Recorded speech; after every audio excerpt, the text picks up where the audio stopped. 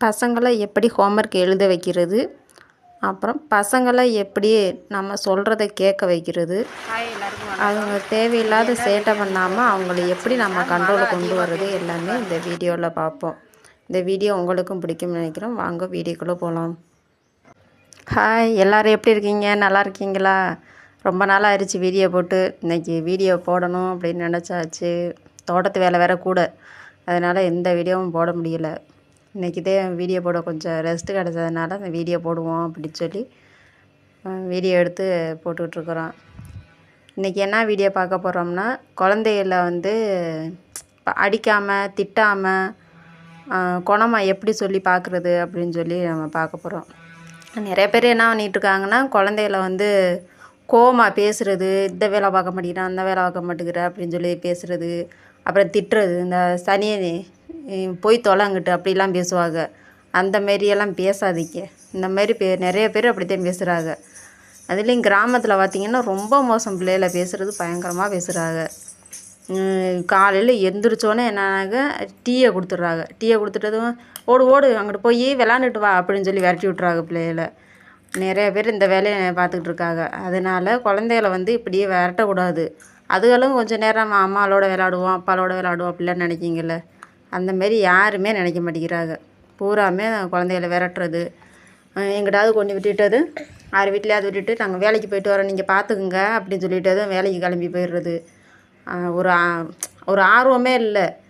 அந்த காலத்தில் கூட 5 பிள்ளைய 6 பிள்ளைகளை வச்சுருப்பாங்க. அவங்கள எப்படி விட்டாங்களோ அதேமாரி தான் இப்போயும் நிறையா பேர் பண்ணிக்கிட்டு இருக்கிறாங்க. இப்போயும் எவ்வளோ விஷயம் மாறிக்கிட்டு வருது, எவ்வளோ மக்கள் எவ்வளோ கற்றுக்குறாங்க, அதெல்லாம் எதுவுமே தெரியலை. உண்மையிலே நிறையா பேர் இப்படியே இருக்கிறாங்க இன்னமும்.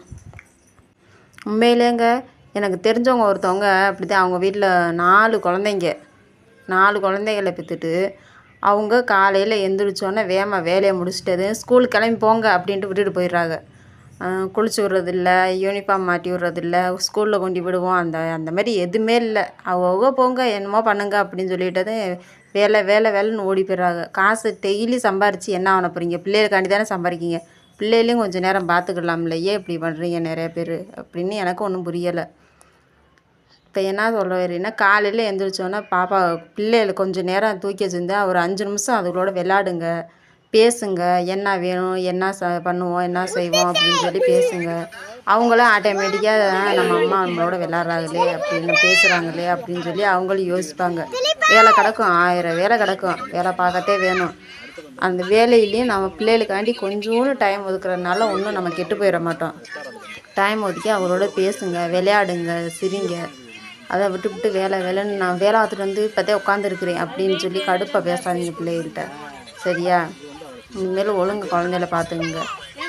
ஈவினிங் ஆனோடனே வந்தோடனே அதுக்கு தேவையான ஸ்நாக்ஸு செஞ்சு கொடுத்துட்டு சாப்பிட விட்டு ஹோம்ஒர்க் எழுத விட்டு கொஞ்சம் நேரம் அதுங்களோட விளையாடி முடிச்சிட்டோன்னா அப்புறம் நைட்டில் உட்காந்து பேசுங்க, சாப்பிட வைங்க அப்படி சொல்லிக்கிட்டே இருந்தீங்கன்னாக்கா அது வாட்டுக்குள்ள ஆட்டோமேட்டிக்காக நம்ம அம்மா இப்படி நம்மளோட விளையாடுறாங்க அப்படின்னு அதுகளுக்கும் கொஞ்சம் நாள் மனசு மாறும்.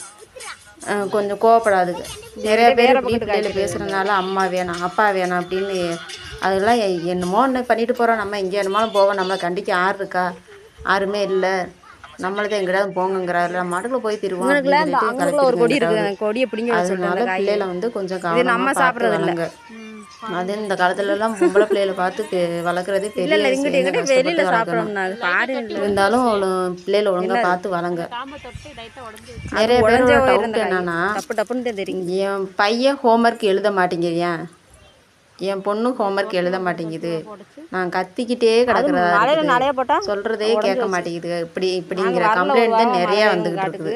அதை எப்படி சரி பண்ணுறது அப்படின்னு சொல்லி பார்க்கலாம். அது எப்படின்னா, அதுகள்கிட்ட நோட் எடுத்து கொடுத்து ஹோம்ஒர்க் நோட்டில் இது எழுதுப்பா அப்படின்னு சொல்லி எழுத மாட்டேன் அப்படின்னு சொல்லிச்சிங்கன்னா ஒரு போட்டி மாரி வைங்க.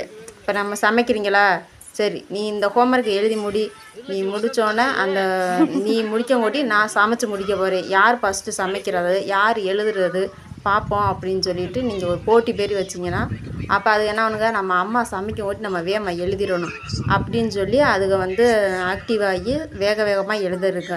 அந்த மாதிரி ஹோம்ஒர்க் எழுத வைங்க.